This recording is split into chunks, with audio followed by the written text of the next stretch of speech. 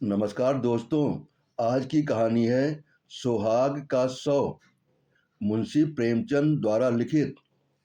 मध्य प्रदेश के एक पहाड़ी गांव में एक छोटे से घर की छत पर एक युवक मानो संध्या की निस्तब्धता में लीन बैठा था। सामने चंद्रमा के मलिन प्रकाश में ऊंधी पर्वतमालाएं अनंत में स्वप्न की भांति गंभीर, रहस्यमय, संगीतमय, मनोहर मालूम होती थी। उन पहाड़ियों के नीचे जलधारा की एक रोशनी रेखा ऐसी मालूम होती थी मानो उन पर्वतों का समस्त संगीत, समस्त गांधीर्य, संपूर्ण रहस्य इसी उज्जवल प्रवाह में लीन हो गया हो। युवक की वेशभूषा से प्रकट होता था कि उसकी दशा बहुत संपन्न नहीं है। हाँ, उसके मुख से तेज और मनुष्यता झलक रही थी।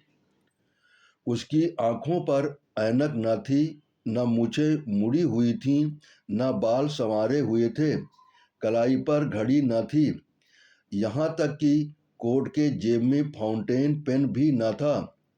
या तो वो सिद्धांतों का प्रेमी था या आडंबरों का शत्रु। युवक विचारों में मौन उसी पर्वतमाला की ओर देख रहा था कि सहसा बादल की गरज से भयंकर ध्वनि सुनाई दी। नदी का मधुर गान उस भीषण नाद में डूब गया। ऐसा मालूम हुआ मानो उस भयंकर नाद में पर्वतों को भी हिला दिया है, मानो पर्वतों में कोई घोर संग्राम छिड़ गया है। ये रेलगाड़ी थी जो नदी पर बने हुए पुल से चली आ रही थी। एक युवती कमरे से निकलकर छत पर आई और बोली, आज अभी से गाड़ी आ गई, इसे भी आज ही वैर निभाना था। युवक ने युवती का हाथ पकड़कर कहा, प्रिय, मेरा जी चाहता है कहीं ना जाऊं। मैंने निश्चय कर लिया है, मैंने तुम्हारी खातिर से हामी भर ली थी, पर अब जाने की इच्छा नहीं होती। 3 साल कैसे कटेंगे? युवती ने कातर स्वर में कहा, 3 साल के वियोग के बाद फिर तो जीवन पर्यंत कोई बाधा न खड़ी होगी। एक बार जो निश्चय कर लिया है उसे पूरा ही कर डालो। अनंत सुख की आशा में मैं सारे कष्ट झेल लूंगी। ये कहते हुए युवती जलपान लाने के बहाने से फिर भीतर चली गई। आंसुओं का आवेग उसके काबू से बाहर हो गया। इन दोनों प्राणियों के वैवाहिक जीवन की ये पहली ही वर्षगांठ थी। युवक बंबई विश्वविद्यालय से एमए की उपाधि लेकर नागपुर के एक कॉलेज में अध्यापक था। नवीन युग की नई नई वैवाहिक और सामाजिक क्रांतियों न उसे लेस मात्र भी विचलित न किया था। उस पुरानी प्रथाओं से ऐसी प्रगाढ़ ममता कदाचित वृद्धजनों को भी कम होंगी। प्रोफेसर हो जाने के बाद उसके माता पिता ने इस बालिका से उसका विवाह कर दिया था। प्रथानुसार ही उस आंख मिचौनी के खेल में उन्हें प्रेम का रत्न मिल गया। केवल छुट्टियों में यहाँ पहली गाड़ी से आता और आखिरी गाड़ी से जाता। ये 2-4 दिन मीठे स्वप्न के समान कट जाते थे। दोनों बालकों की भांति रो रो कर विदा होते। इसी कोठे पर खड़ी होकर वो उसको देखा करती, जब तक निर्दयी पहाड़ियां उसे आड़ में न कर लेती। पर अभी साल भी न गुजर पाया था कि वियोग ने अपना षड्यंत्र रचना शुरू कर दिया। केशव को विदेश जाकर शिक्षा पूरी करने के लिए एक वृत्ति मिल गई। मित्रों ने बधाइयां दी। किसके ऐसे भाग्य हैं जिसे बिना मांगे सौभाग्य निर्माण का ऐसा अवसर प्राप्त हो। केशव बहुत प्रसन्न था। वो इसी दुविधा में पड़ा हुआ घर आया। माता पिता और अन्य संबंधियों ने इस यात्रा को घोर विरोध किया। नगर में जितनी बधाइयां मिली थीं, यहाँ उससे कहीं अधिक बाधाएं मिली। किंतु सुभद्रा की उच्च आकांक्षाओं की सीमा न थी। वह कदाचित केशव को इंद्रासन पर बैठा हुआ देखना चाहती थी। उसके सामने तब भी वही पति सेवा का आदर्श होता था। वह तब भी उसके सिर में तेल डालेगी, उसकी धोती छांटेगी, उसके पांव दबाएगी और उसके पंखा झलेगी। उपासक की महत्वाकांक्षा उपास्य के प्रति होती है। वो उसको सोने का मंदिर बनवाएगा, उसके सिंहासन को रत्नों से सजाएगा, स्वर्ग से पुष्प लाकर भेंट करेगा, पर वह स्वयं वही उपासक रहेगा। जटा के स्थान पर मुकुट या कौपीन की जगह पीतांबर की लालसा उसे कभी न सताती। सुभद्रा ने उस वक्त तक दम न लिया जब तक केशव ने विलायत जाने का वादा न कर लिया। माता पिता ने उसे कलंकनी और न जाने क्या क्या कहा, पर अंत में सहमत हो गए। सब तैयारियां हो गईं। स्टेशन समीप ही था। यहाँ गाड़ी देर तक खड़ी रहती थी। स्टेशनों के समीपस्थ गांव के निवासियों के लिए गाड़ी का आना शत्रु का धावा नहीं, मित्र का पदार्पण है। गाड़ी आ गई। सुभद्रा जलपान बनाकर पति के हाथ धुलाने आई थी। इस समय केशव की प्रेम कातर आपत्ति ने उसे एक क्षण के लिए विचलित कर दिया। हाँ, कौन जानता है 3 साल में क्या हो जाए। मन में एक आवेग उठा। कह दूं, प्यारे मत जाओ, थोड़ी थोड़ी ही खाएंगे, मोटा ही पहनेंगे, रो रो कर दिन तो न कटेंगे। तभी कभी केशव के आने में एक आध महीना लग जाता था तो वह विकल हो जाया करती थी। यही जी चाहता था उड़कर उसके पास पहुंच जाऊं। फिर ये निर्दयी 3 वर्ष कैसे कटेंगे। लेकिन उसने कठोरता से इन निराशाजनक भावों को ठुकरा दिया और कांपते कंठ से बोली, जी तो मेरा भी यही चाहता है। जब 3 साल का अनुमान करती हूँ तो एक कल्प सा मालूम होता है, लेकिन जब विलायत में तुम्हारे सम्मान और आदर का ध्यान करती हूँ तो ये 3 साल तक दिन के मालूम होते हैं। तुम तो जहाज पर पहुँचते ही मुझे भूल जाओगे। नए नए दृश्य तुम्हारे मनोरंजन के लिए आ खड़े होंगे। यूरोप पहुंचकर विद्वानों के सत्संग में तुम्हें घर की याद भी न आएगी। मुझे तो रोने के सिवा और कोई धंधा नहीं है। यही स्मृतियां ही मेरे जीवन का आधार होंगी। लेकिन क्या करूं, जीवन की भोग लालसा तो नहीं मानती। फिर जिस वियोग का अंत जीवन की सारी विभूतियां अपने साथ लाएगा वो वास्तव में तपस्या है। तपस्या के बिना तो वरदान नहीं मिलता। केशव को भी अब ज्ञात हुआ कि क्षणिक मोह के आवेश में सौभाग्य निर्माण का ऐसा अवसर, अच्छा अवसर त्याग देना मूर्खता है। खड़े होकर बोले, रोना धोना मत, नहीं तो मेरा जी न लगेगा। सुभद्रा ने उसका हाथ पकड़कर हृदय से लगाते हुए उसके मुंह की ओर सजल नेत्रों से देखा और बोली, पत्र बराबर भेजते रहना। सुभद्रा ने फिर आंखों से आंसू भरे हुए मुस्कुराकर कहा, देखना विलायती मिसों के जाल में न फंस जाना। केशव फिर चारपाई पर बैठ गया और बोला, तुम्हें ये संदेह है तो लो, मैं जाऊंगा ही नहीं। सुभद्रा ने उसके गले में बाहें डालकर विश्वासपूर्ण दृष्टि से देखा और बोली, मैं दिल लगी कर रही थी। अगर इंद्रलोक की अप्सरा भी आ जाए तो आंखें उठाकर न देखूं। ब्रह्मा ने ऐसी दूसरी सृष्टि की ही नहीं। बीच में कोई छुट्टी मिले तो एक बार चले आना। नहीं प्रिय, बीच में शायद छुट्टी न मिलेगी, मगर जो मैंने सुना कि तुम रो रो कर घुली जाती हो, दाना पानी छोड़ दिया है, तो मैं अवश्य चला आऊँगा और फूल जरा भी कुम्हलाले न पाएं। दोनों गने मिलकर विदा हो गए। बाहर संबंधियों और मित्रों का एक समूह खड़ा था। केशव ने बड़ों के चरण छुए, छोटों को गले लगाया और स्टेशन की ओर चले। मित्रगण स्टेशन तक पहुंचाने गए। एक क्षण में गाड़ी यात्री को लेकर चल दी। उधर केशव गाड़ी में बैठा हुआ पहाड़ियों की बाहर देख रहा था। इधर सुभद्रा भूमि पर पड़ी सिसकियां भर रही थी। दिन गुजरने लगे उसी तरह जैसे बीमारी के दिन कटते हैं। दिन पहाड़, रात काली बला। रात भर मनाते गुजरती थी कि किसी तरह भोर होता तो मनाने लगती कि जल्दी शाम हो। मैके गई तो वहाँ जी न बहलेगा। 10-5 दिन परिवर्तन का कुछ असर हुआ, फिर उनसे भी बुरी दशा हुई। भागकर ससुराल चली आई। रोगी करवट बदल कर आराम का अनुभव करता है।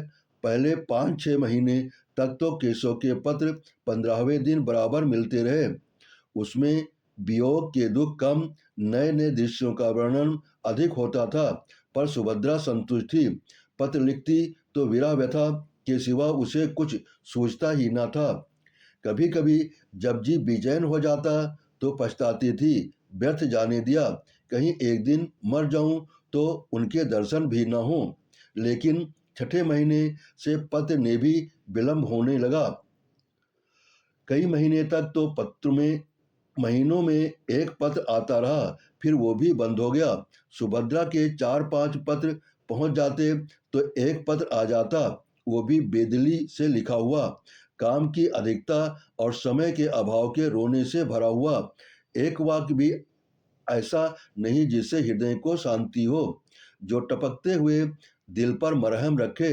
हाँ, आदि से अंत तक प्रिय शब्द का नाम नहीं। सुभद्रा अधीर हो उठी। उसने यूरोप यात्रा का निश्चय कर लिया।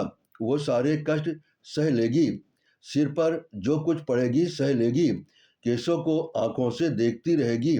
वो इस बात को उनसे गुप्त रखेगी, उनकी कठिनाइयों को और न बढ़ाएगी, उनसे बोलेगी भी नहीं। केवल उन्हें कभी कभी आंख भरकर देख लेगी, यही उसकी शांति के लिए काफी होगा। उसे क्या मालूम था कि उसका केशव उसका नहीं रहा, वह अब एक दूसरी ही कामनी के प्रेम का भिखारी है। सुभद्रा कई दिनों तक इस प्रस्ताव को मन में रखे हुए सेती रही। उसे किसी प्रकार की शंका न होती थी। समाचार पत्रों के पढ़ते रहने से उसे समुद्री यात्रा का हाल मालूम होता रहता था। एक दिन उसने अपने सास ससुर के सामने अपना निश्चय प्रकट किया। उन लोगों ने बहुत समझाया, रोकने की बहुत चेष्टा की, लेकिन सुभद्रा ने अपना हठ न छोड़ा। आखिर जब लोगों ने देखा कि वो किसी तरह नहीं मानती तो राजी हो गए। मैके वाले समझाकर हार गए। कुछ रुपए उसने स्वयं जमा कर रखे थे, कुछ ससुराल से मिले। माँ बाप ने भी मदद की। रास्ते के खर्च की चिंता न रही। इंग्लैंड पहुंचकर वो क्या करेगी इसका अभी कुछ निश्चय न किया। इतना जानती थी कि परिश्रम करने वाले को रोटियों की कहीं कमी नहीं रहती। विदा होते समय सास और ससुर दोनों स्टेशन तक आए। जब गाड़ी ने सीटी दी तो सुभद्रा ने हाथ जोड़कर कहा, मेरे जाने का समाचार न लिखिएगा, नहीं तो उन्हें चिंता होगी और पढ़ने में उनका जी न लगेगा। ससुर ने आश्वासन दिया। गाड़ी चल दी। लंदन के उस हिस्से में जहां उस समृद्धि के समय में भी दरिद्रता का राज्य है, ऊपर के एक छोटे से कमरे में सुभद्रा एक कुर्सी पर बैठी है। उसे यहाँ आए आज 1 महीना हो गया है। यात्रा के पहले उसके मन में जितनी शंकाएं थीं, सभी शांत होती जा रही हैं। बंबई बंदरगाह में आज का जगह पाने का जहाज पर जगह पाने का प्रश्न बड़ी आसानी से हल हो गया। वो अकेली औरत न थी जो यूरोप जा रही हो। 5-6 स्त्रियां और भी उसे जहाज से जा रही थीं। सुभद्रा को न जगह मिलने में कोई कठिनाई हुई, न मार्ग में। यहाँ पहुंचकर और स्त्रियों से संग छूट गया। कोई किसी विद्यालय में चली गईं, 2-3 अपने पतियों के पास चली गईं जो यहाँ पहले आए थे। सुभद्रा ने इस मोहल्ले में एक कमरा ले लिया। जीविका का प्रश्न भी उसके लिए बहुत कठिन न रहा। जिन महिलाओं के साथ वह आई थी उनमें से कई उच्च अधिकारियों की पत्नियां थीं। कई अच्छे अच्छे अंग्रेज घरानों से उसका परिचय था। सुभद्रा को भी 2 महिलाओं को भारतीय संगीत और हिंदी भाषा सिखाने का काम मिल गया। शेष समय में वो कई भारतीय महिलाओं के कपड़े सीने का काम कर लेती है।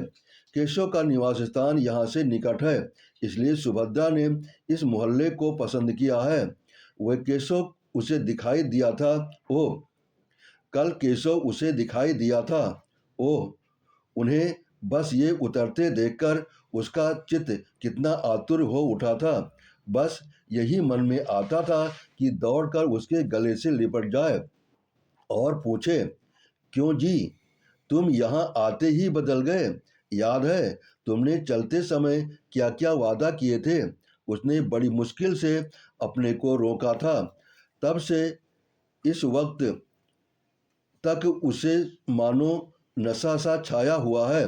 वो उनके इतने समीप है, चाहे रोज उन्हें देख सकती है, उनकी बातें सुन सकती है, हाँ स्पर्श तक कर सकती है।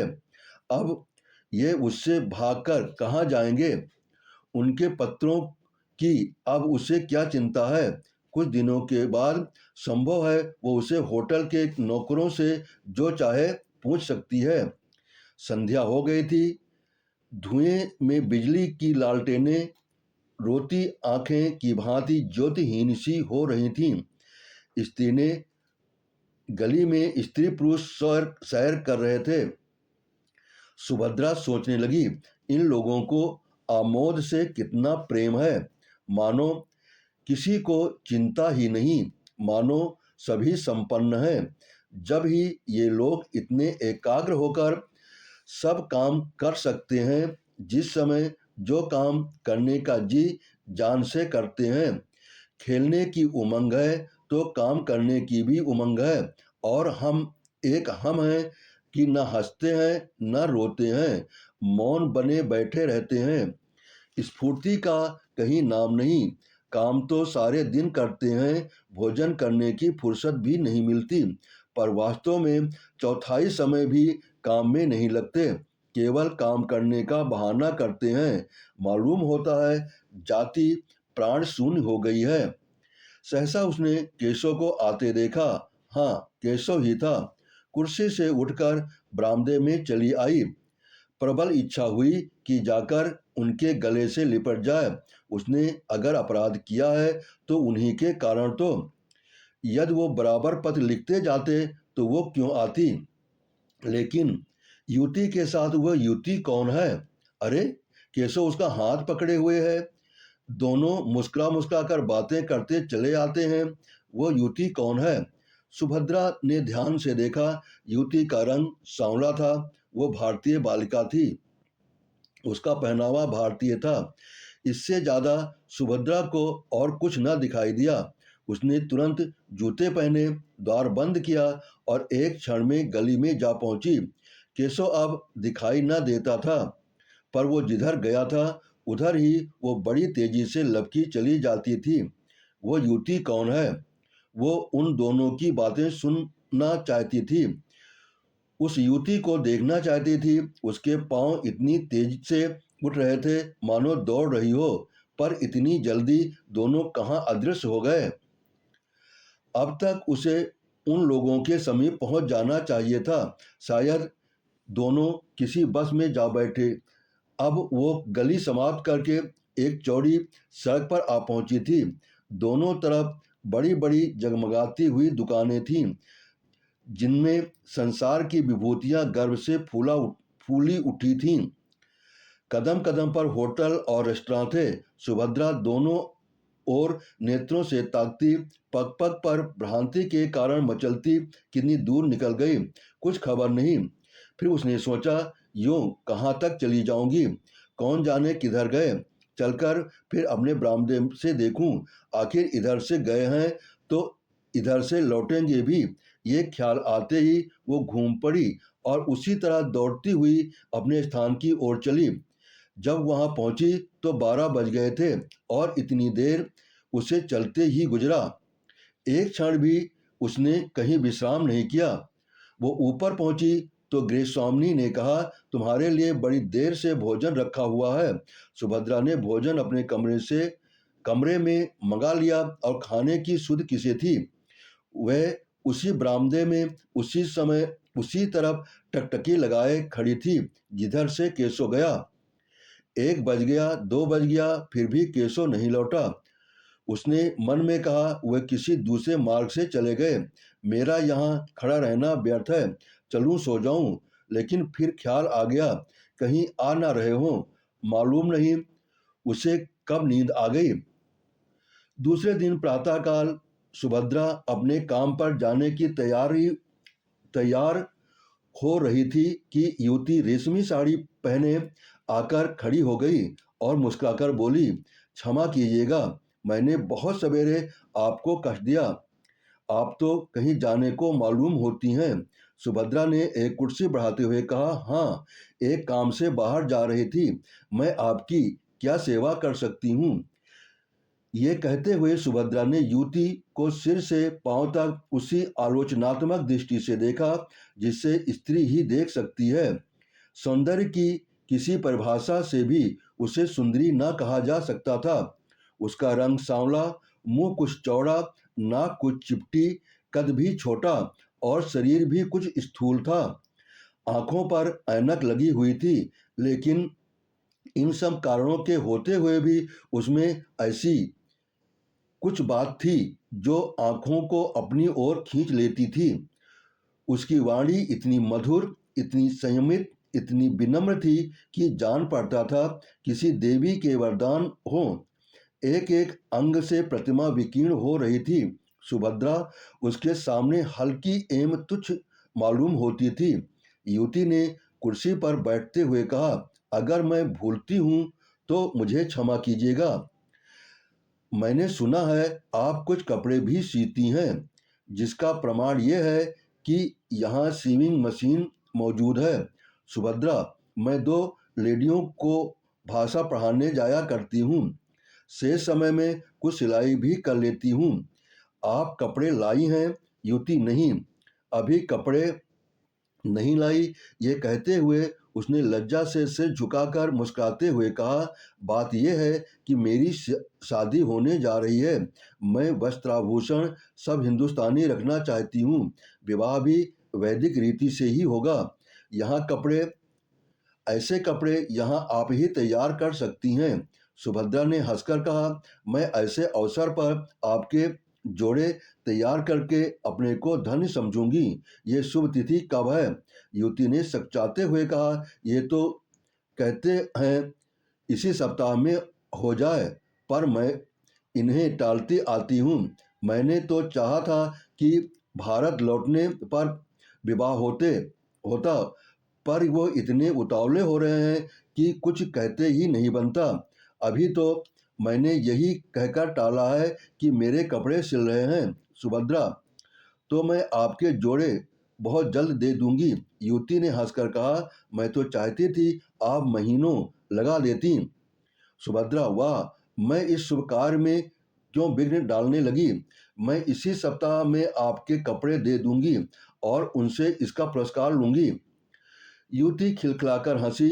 कमरे में प्रकाश की लहरें सी उठ गईं। बोली, इसके लिए तो पुरस्कार वो देंगे, बड़ी खुशी से देंगे और तुम्हारा कृतज्ञ होंगे। मैंने प्रतिज्ञा की थी कि विवाह के बंधन में न पड़ूंगी ही नहीं, पर उन्होंने मेरी प्रतिज्ञा तोड़ दी। अब मुझे मालूम हो रहा है कि प्रेम की बेड़ियां कितनी आनंदमय होती हैं। तुम तो अभी हाल ही में आई हो, तुम्हारे पति भी साथ होंगे। सुभद्रा ने बहाना किया, बोली, वो इस समय जर्मनी में है। संगीत से उन्हें बहुत प्रेम है। संगीत ही का अध्ययन करने के लिए वहां गए हैं। तुम भी संगीत जानती हो थोड़ा बहुत। केशव को संगीत बहुत प्रेम है। केशव का नाम सुनकर सुभद्रा को ऐसा मालूम हुआ जैसे बिच्छू ने काट लिया हो। वो चौंक पड़ी। युवती ने पूछा, आप चौंक कैसे गईं? क्या केशव को जानती हो? सुभद्रा ने बात बनाकर कहा, नहीं, मैंने ये नाम कभी नहीं सुना। वो कहाँ यहाँ क्या करते हैं? सुभद्रा का ख्याल आया, क्या केशव किसी दूसरे आदमी का नाम नहीं हो सकता, इसलिए उसने ये प्रश्न किया। उसी जवाब पर उसकी जिंदगी का फैसला था। युवती ने कहा, यहाँ विद्यालय में पढ़ते हैं। भारत सरकार ने उन्हें भेजा है। अभी साल भर ही भी तो नहीं हुआ। तुम देखकर प्रसन्न होंगी। तेज और बुद्धि की मूर्ति समझ लो। यहाँ के अच्छे अच्छे प्रोफेसर उनका आदर करते हैं। ऐसा सुंदर भाषण तो मैंने किसी के मुंह से नहीं सुना ही नहीं।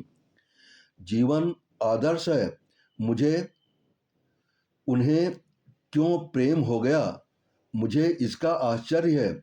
मुझ में न रूप है न लावण्य, ये मेरा सौभाग्य है, तो मैं शाम को कपड़े लेकर आऊंगी। सुभद्रा ने मन में उठते हुए वेग को संभाल कर कहा, अच्छी बात है। जब युवती चली गई तो सुभद्रा फूट फूट कर रोने लगी। ऐसा जान पड़ता था मानो देह में रक्त ही नहीं, मानो प्राण निकल गए हैं। वो कितनी निस्सहाय, कितनी दुर्बल है, इसका आज अनुभव हुआ। ऐसा मालूम हुआ मानो संसार में उसका कोई नहीं है, अब उसका जीवन व्यर्थ है। उसके लिए अब जीवन में रोने के सिवा और क्या है। उनकी सारी ज्ञानेंद्रियां शिथिल से हो गई थीं, मानो वो किसी ऊंचे वृक्ष से गिर पड़ी हों। हाँ, ये उसके प्रेम और भक्ति का पुरस्कार है। उसने कितना आग्रह करके केशव को यहाँ भेजा था, इसलिए कि यहाँ आते ही उसका सर्वनाश कर दे। पुरानी बातें याद आने लगीं। केशव की वो प्रेमातुर आंखें सामने आ गईं। वो सरल सहज मूर्ति आंखों के सामने नाचने लगी। उसका जरा से धमकता था तो केशव कितना व्याकुल हो जाता था। एक बार जब उसे फसली बुखार आ गया था तो केशव घबरा कर 15 दिन की छुट्टी लेकर घर आ गया था और उसके सिरहाने बैठा रात भर पंखा झलता रहता था। वही केशव अब इतनी जल्द उससे ऊब उठा। उसके लिए सुभद्रा ने कौन सी बात उठा रखी। वो तो उसी का अपना प्राणाधार, अपना जीवन धन, अपना सर्वस्व समझती थी। नहीं नहीं, केशव का दोष नहीं, सारा दोष इसी का है। इसी ने अपनी मधुर बातों से उन्हें वशीभूत कर लिया है। उसकी विद्या, बुद्धि और वाक्पटुता ही ने उसके हृदय पर विजय पाई है। हाय, उसने कितनी बार केशव से कहा था मुझे भी पढ़ाया करो, लेकिन उन्होंने हमेशा यही जवाब दिया, तुम जैसी हो मुझे वैसी ही पसंद हो। मैं तुम्हारी स्वाभाविक सरलता को पढ़ा पढ़ा कर मिटाना नहीं चाहता। केशव ने उसके साथ कितना बड़ा अन्याय किया है, लेकिन ये उनका दोष नहीं, ये इसी यौवन मतवाली छोकरी की माया है। सुभद्रा को इस ईर्ष्या और दुख के आवेश में अपने काम पर जाने की सुधि न रही। वह कमरे में इस तरह टहलने लगी जैसे किसी ने जबरदस्ती उसे बंद कर दिया हो। कभी दोनों मुट्ठियां बंद जाती, कभी दांत पीसने लगती, कभी होंठ काटती। उन्माद की सी दशा हो गई।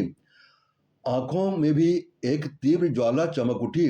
ज्यों-ज्यों केशव के इस निष्ठुर आघात को सोचती, उन कष्टों को याद करती जो उसने उसके लिए झेले थे, उसका चित्त प्रतिकार के लिए विकल हो जाता था।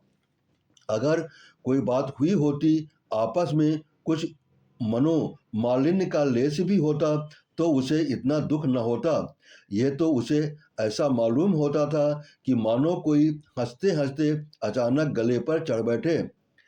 अगर वो उनके योग्य नहीं थी तो उन्होंने उससे विवाह ही क्यों किया था। विवाह करने के बाद भी उसे क्यों न ठुकरा दिया था, क्यों प्रेम का बीज बोया था।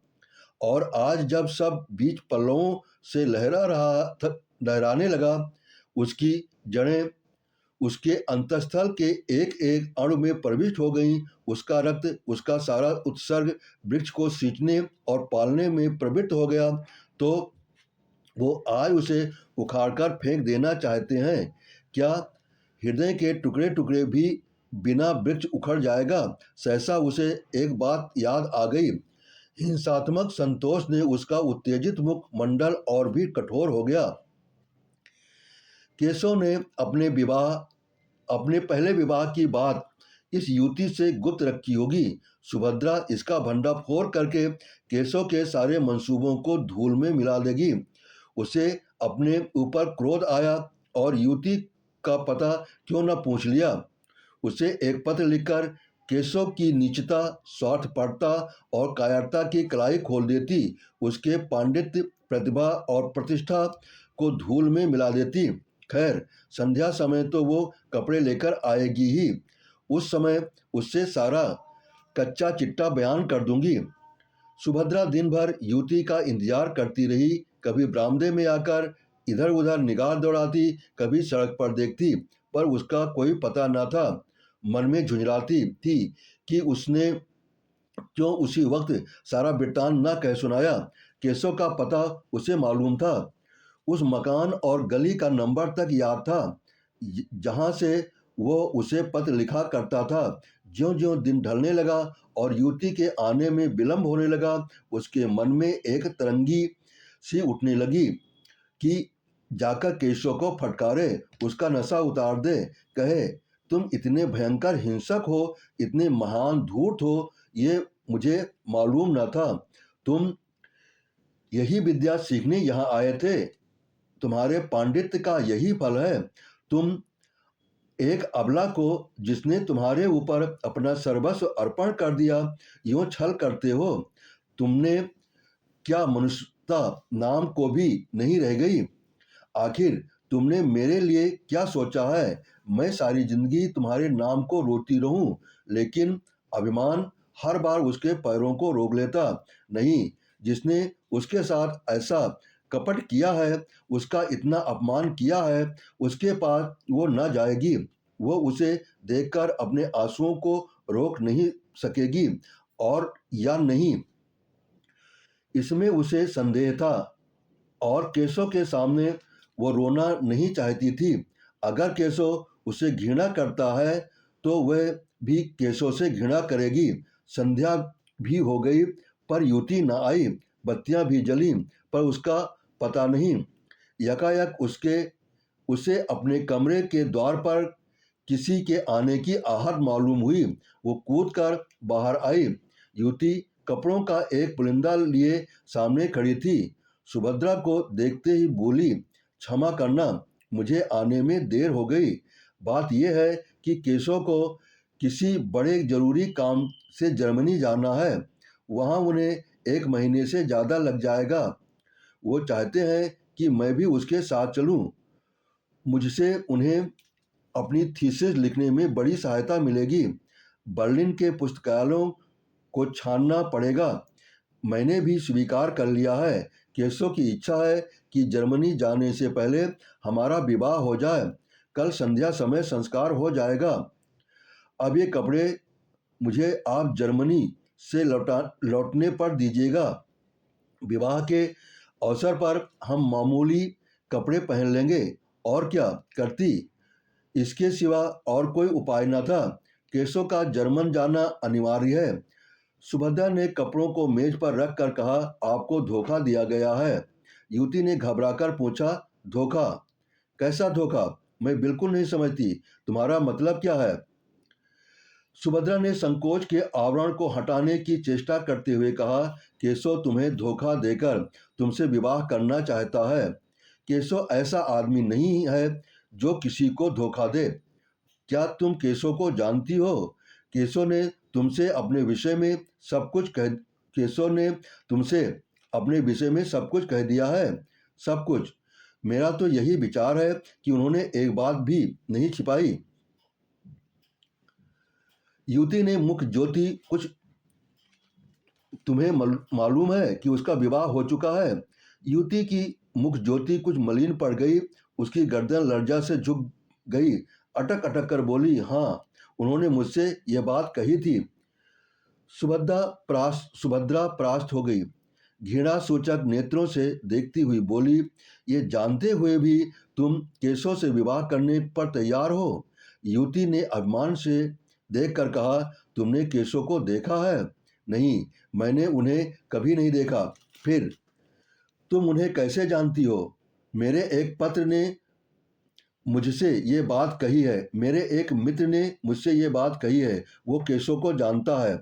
अगर तुम एक बार केशव को देख लेती, एक बार उससे बातें कर लेती, तो मुझसे ये प्रश्न न करती। एक नहीं, अगर उन्होंने 100 विवाह किए होते तो मैं इनकार न करती। उन्हें देखकर मैं अपने को बिल्कुल भूल जाती हूँ। अगर उनसे विवाह न करूँ तो फिर मुझे जीवन भर अविवाहित ही रहना पड़ेगा। जिस समय वो मुझसे बातें करने लगते हैं, ऐसा अनुभव होता है कि मेरी आत्मा पुष्प की भांति खिली जा रही है। मैं उसमें प्रकाश और विकास का प्रत्यक्ष अनुभव करती हूँ। दुनिया चाहे जितना हंसे, चाहे जितना निंदा करे, मैं केशव को अब नहीं छोड़ सकती। उनका विवाह हो चुका है, ये सत्य है, पर उस स्त्री से उनका मन कभी नहीं मिला। यथार्थ में उसका विवाह अभी नहीं हुआ। वो कोई साधारण अर्धशिक्षिता बालिका है।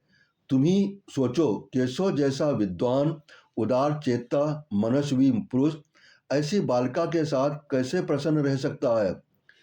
तुम्हें कल मेरे विवाह में चलना पड़ेगा। सुभद्रा का चेहरा तमतमाया जा रहा था।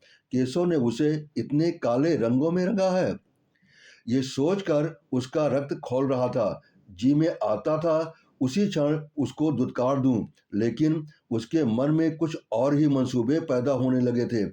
उसने गंभीर पर उदासीनता के भाव से पूछा, केशव ने कुछ उस स्त्री के विषय में नहीं कहा?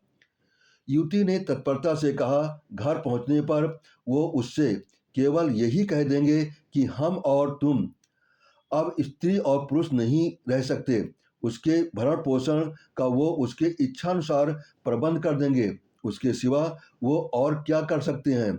हिंदू नीति में पति पत्नी में विच्छेद नहीं हो सकता, पर केवल स्त्री को पूर्ण रीति से स्वाधीन कर देने के विचार से वो ईसाई या मुसलमान होने पर भी तैयार हैं। वो तो अभी उसे इसी आशय का एक पत्र लिखने जा रहे थे, पर मैंने ही रोक लिया। मुझे उस अभागिनी पर बड़ी दया आती है। मैं तो यहाँ तक तैयार हूँ कि अगर उसकी इच्छा हो तो वो भी हमारे साथ रहे। मैं उसे अपनी बहन समझूंगी। किंतु केशव इससे सहमत न होते। सुभद्रा ने व्यंग से कहा, रोटी कपड़ा देने को तैयार ही हैं, स्त्री को इसके सिवा और क्या चाहिए? युवती ने व्यंग की कुछ परवाह न करके कहा, तो मुझे लौटने पर कपड़े तैयार मिलेंगे ना? सुभद्रा, हाँ मिल जाएंगे। युवती, कल तुम संध्या समय आओगी? सुभद्रा, नहीं, खेद है, अवकाश नहीं है। युवती ने कुछ न कहा, चली गई। सुभद्रा कितना ही चाहती थी कि समस्या पर शांत चित्त होकर विचार करे, पर हृदय में मानो ज्वाला सी दहक रही थी। केशव के लिए वो अपने प्राणों का कोई मूल्य नहीं समझती थी। वही केशव उसे पैरों से ठुकरा रहा है। ये आघात इतना आकस्मिक, इतना कठोर था कि उसकी चेतना की सारी कोमलता मूर्छित हो गई। उसके एक एक अणु प्रतिकार के लिए तड़पने लगा।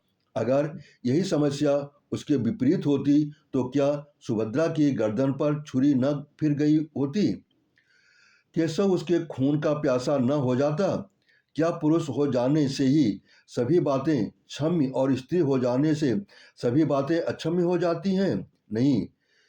इस निर्णय को सुभद्रा की विद्रोही आत्मा इस समय स्वीकार नहीं कर सकती। उसे नारियों के ऊंचे आदर्शों की परवाह नहीं है। उन स्त्रियों में आत्माभिमान न होगा। वे पुरुषों के पैरों की जूतियां बनकर रहने में ही अपना सौभाग्य समझती होंगी। सुभद्रा इतनी आत्माभिमान शून्य नहीं है। वो अपने जीते जी ये नहीं देख सकती कि उसका पति उसके जीवन की सर्वनाश करके चैन की बंसी बजाए।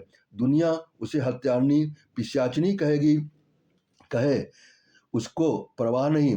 रह रहकर उसके मन में भयंकर प्रेरणा होती थी कि इसी समय उसके पास चली जाए और उसके पहले कि वो उस युवती के प्रेम का आनंद उठाए, उसके जीवन का अंत कर दे। वो केशव की निष्ठुरता को याद करके अपने मन को उत्तेजित करती थी, अपने को धिक्कार धिक्कार कर नारी सुलभ शंकाओं को दूर करती थी। क्या वो इतनी दुर्बल है? क्या उसमें इतना साहस भी नहीं है? इस वक्त यदि कोई दुष्ट उसके कमरे में घुस आए और उसे सतीत्व का अपहरण करना चाहे तो क्या वो उसका प्रतिकार न करेगी? आखिर आत्मरक्षा ही के लिए तो उसने ये पिस्तौल ले रखी है।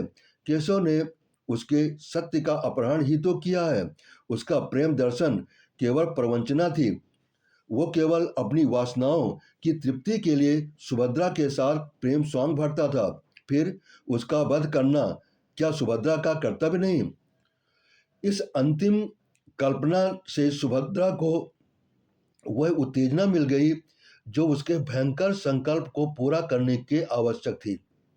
यही वो अवस्था है जब स्त्री पुरुष के खून की प्यासी हो जाती है।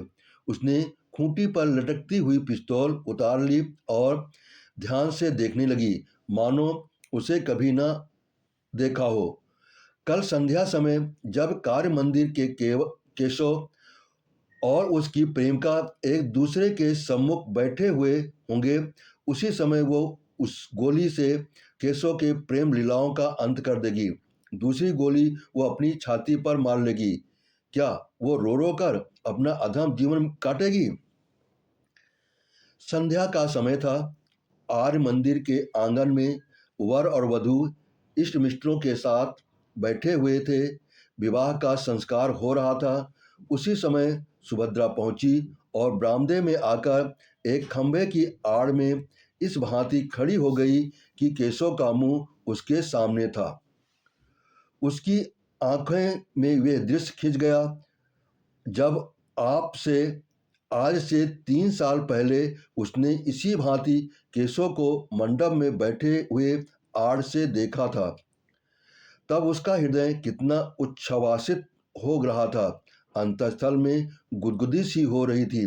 कितना अपार अनुराग था, कितनी असीम अभिलाषाएं थीं, मानो जीवन प्रभात का उदय हो रहा हो। जीवन मधुर संगीत की भांति सुखद था, भविष्य उषा स्वप्न की भांति सुंदर।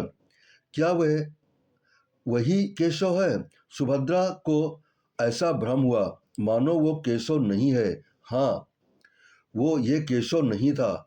ये उसी रूप और उसी नाम का कोई दूसरा मनुष्य था। अब उसकी मुस्कुराहट में, उसके नेत्रों में, उसके शब्दों में, उसके हृदय को आकर्षित करने वाली कोई वस्तु न थी। उसे देखकर वो उसी भांति निःशब्द, निस्पंद, निश्चल खड़ी है, मानो कोई अपरिचित व्यक्ति हो। अब तक केशव का स्वरूपवान, तेजस्वी, सौम्य, शीलवान पुरुष संसार में न था, पर अब सुभद्रा को ऐसा जान पड़ा कि वहां बैठे हुए युवकों में और उसमें कोई अंतर नहीं था। वो ईर्ष्याग्नि उसने वो जली जा रही थी। वो हिंसा कल्पना जो उसे यहाँ तक लाई थी, मानो एकदम शांत हो गई। विरक्त हिंसा से भी अधिक हिंसात्मक होती है। सुभद्रा की हिंसा कल्पना में एक प्रकार का ममत्व था। उसका केशव, उसका प्राण बल्लभ, उसका जीवन सर्वस्व और किसी का नहीं हो सकता। पर अब वो ममत्व नहीं है, वो उसका नहीं है। उसे अब परवाह नहीं, उस पर किसका अधिकार होता है। संसार विवाह संस्कार समाप्त हो गया। मित्रों ने बधाइयाँ दी, सहेलियों ने मंगल गान किया। फिर लोग मेजों पर जा बैठे, दावत होने लगी। रात के 12 बज गए, पर सुभद्रा वहीं पाषाण मूर्ति की भांति खड़ी रही, मानो कोई विचित्र स्वप्न देख रही हो। हाँ, जैसे कोई बस्ती उजड़ गई हो, जैसे कोई संगीत बंद हो गया हो, जैसे कोई दीपक बुझ गया है। जब लोग मंदिर से निकले तो वो भी निकल आई, पर उसे कोई मार्ग न सूझता था। परिचित सड़कें उसे भूली हुई सी जान पड़ती थीं। सारा संसार ही बदल गया था। वो सारी रात सड़कों पर भटकती फिरी, घर का कहीं पता नहीं। सारी दुकानें बंद हो गईं, सड़कों पर सन्नाटा छा गया। फिर भी वो अपना घर ढूंढती हुई चली आ रही थी। क्या हाय, क्या इसी भांति उसे जीवन पथ में भी भटकना पड़ेगा? सहसा एक पुलिसमैन ने पुकारा, मैडम, तुम कहाँ जा रही हो? सुभद्रा ने ठिठक कर कहा, कहीं नहीं। तुम्हारा स्थान कहाँ है? मेरा स्थान? हाँ, तुम्हारा स्थान कहाँ है? मैं तुम्हें बड़ी देर से इधर उधर भटकते हुए देख रहा हूँ। किस स्ट्रीट में रहती हो? सुभद्रा को स्ट्रीट का नाम तक याद न था। तुम्हें अपने स्ट्रीट का नाम तक याद नहीं, भूल गई, याद नहीं आता। सहसा उसकी दृष्टि सामने के एक साइन बोर्ड की तरफ उठी। ओह, यही तो उसकी स्ट्रीट है। उसने सिर उठाकर इधर उधर देखा। सामने ही उसका डेरा था और इसी गली में अपने ही घर के सामने न जाने कितनी देर से वो चक्कर लगा रही थी। अभी प्रातःकाल ही था कि युवती सुभद्रा के कमरे में पहुंची। वो उसके कपड़े सी रही थी। उसका सारा तन मन कपड़ों में लगा हुआ था। कोई युवती इतनी एकाग्रचित होकर अपना श्रृंगार भी न करती होगी। न जाने उससे कौन सा पुरस्कार लेना चाहती थी। उसे युवती के आने की खबर न हुई। युवती ने पूछा, तुम कल मंदिर में नहीं आई? सुभद्रा ने सिर उठाकर देखा तो ऐसा जान पड़ा मानो किसी कवि की कोमल कल्पना मूर्तिमयी हो गई है। उसकी उपछवि अनिद्य थी। प्रेम की विभूति रोम रोम से प्रदर्शित हो रही थी। सुभद्रा दौड़कर उसके गले से लिपट गई, जैसे उसकी छोटी बहन आ गई हो, और बोली, हाँ गई तो थी। मैंने तुम्हें नहीं देखा। हाँ, मैं अलग थी। केशव को देखा? हाँ देखा। धीरे से क्यों बोली? मैंने कुछ झूठ कहा था? सुभद्रा ने सहिष्णुता से मुस्कुराकर कहा, मैंने तुम्हारी आंखों से नहीं, अपनी आंखों से देखा। मुझे तो वो तुम्हारे योग्य नहीं जचे। तुम्हें ठग लिया। युवती खिलखिलाकर हंसी और बोली, वो मैं समझती हूँ मैंने उन्हें ठगा है। एक बार वस्त्राभूषणों से सजकर अपनी छवि आईने में देखी तो मालूम हो जाएगा। क्या तब क्या मैं कुछ और हो जाऊंगी? अपने कमरे से फर्श, तस्वीरें, हाड़ियाँ, गमले आदि निकाल कर देख लो। कमरे की शोभा वही रहती है। युवती ने सिर हिलाकर कहा, ठीक कहती हो, लेकिन आभूषण कहाँ से लाऊं? न जाने अभी कितने दिनों में बनने की नौबत आए। मैं तुम्हें अपने गहने पहना दूंगी। तुम्हारे पास गहने हैं? बहुत, देखो मैं अभी लाकर तुम्हें पहनाती हूँ। युवती ने मुंह से तो बहुत नहीं नहीं किया, पर मन में प्रसन्न हो रही थी। सुभद्रा ने अपने सारे गहने पहना दिए। अपने पास एक छल्ला भी न रखा। युवती को यह नया अनुभव था। उसे इस रूप में निकलते शर्म तो आती थी, पर उसका रूप चमक उठा था, इसमें संदेह न था। उसने आईने में अपनी खूबसूरत देखी तो उसकी सूरत जगमगा उठी, मानो किसी वियोगिनी को अपने प्रियतम का संवाद मिल गया हो। मन में गुदगुदी होने लगी। वो इतनी रूपवती है, उसे उसकी कल्पना भी न थी। कहीं केशव इस रूप में उसे देख लेते तो आकांक्षा उसके मन में उदय हुई, पर कहे कैसे। कुछ देर के बाद लज्जा से सिर झुकाकर बोली, केशव मुझे इस रूप में देखकर बहुत हंसेंगे। सुभद्रा, हंसेंगे नहीं, बलैया लेंगे, आंखें खुल जाएंगी। तुम आज इसी रूप में उनके पास जाना। युवती ने चकित होकर कहा, सच? आप इसकी अनुमति देती हैं? सुभद्रा ने कहा बड़े हर्ष से। तुम्हें संदेह न होगा? बिल्कुल नहीं। और जो मैं 2-4 दिन पहने रहूं, तुम 2-4 महीने पहने रहो, आखिर पड़े ही तो हैं।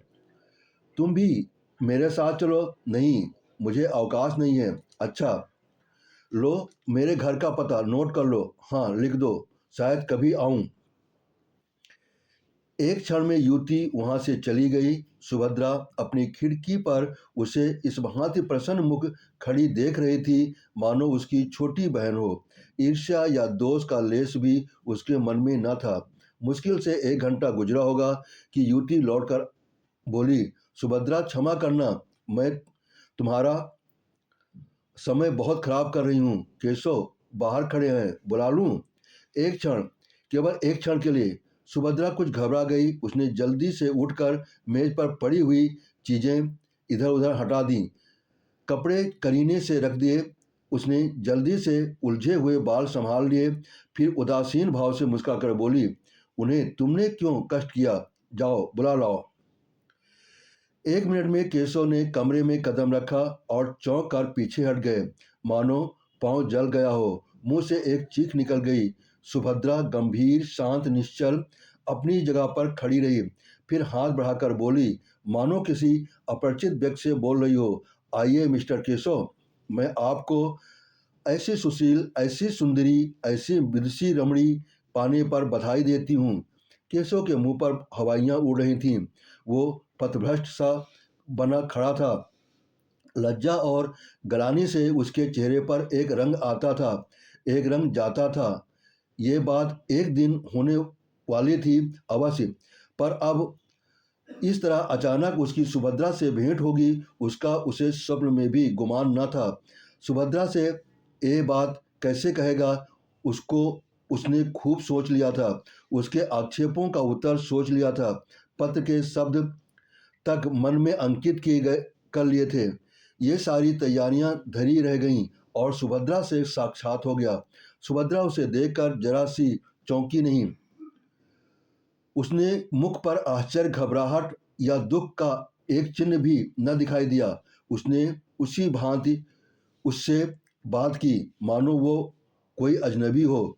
यहाँ कब आई, कैसे आई, क्यों आई, कैसे गुजर करती है, और इस तरह की असंख्य प्रश्न पूछने के लिए केशव का चित्त चंचल हो उठा। उसने सोचा था सुभद्रा उसे धिक्कारेगी, विष खाने को धमकी देगी, निष्ठुर, निर्दय और न जाने क्या क्या कहेगी। इन सब आपदाओं के लिए वो तैयार था, पर इस आकस्मिक मिलन, इस गर्वयुक्त उपेक्षा के लिए वो तैयार न था। वो प्रेम व्रतधारिणी सुभद्रा इतनी कठोर, इतनी हृदय शून्य हो गई है। अवश्य ही इस सारी बातें पहले ही मालूम हो चुकी हैं। सबसे तीव्र आघात ये था कि इसने सारे आभूषण इतनी उदारता से दे डाले, और कौन जाने वापस भी न लेना चाहती हो। वो परास्त और अप्रतिम होकर एक कुर्सी पर बैठ गया। उत्तर में एक शब्द भी उसके मुंह से न निकला। युवती ने कृतज्ञता का भाव प्रकट करते कहा, इनके पति इस समय जर्मनी में हैं। केशव ने आंखें फाड़ कर देखा, पर कुछ बोल न सका।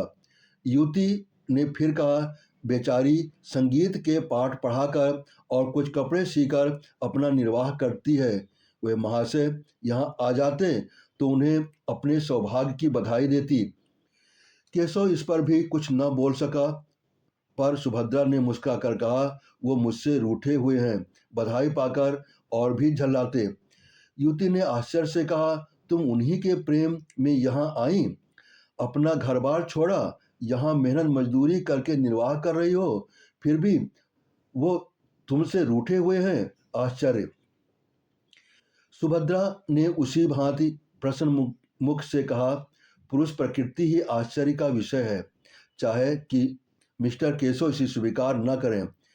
युवती ने फिर केशव की ओर प्रेरणापूर्ण दृष्टि से देखा, लेकिन केशव उसी भांति अप्रतिम बैठा रहा। उसके हृदय पर यह नया आघात था। युवती ने उसे चुप देखकर उसकी तरफ से सफाई दी। केशव स्त्री और पुरुष दोनों को ही समान अधिकार देना चाहते हैं।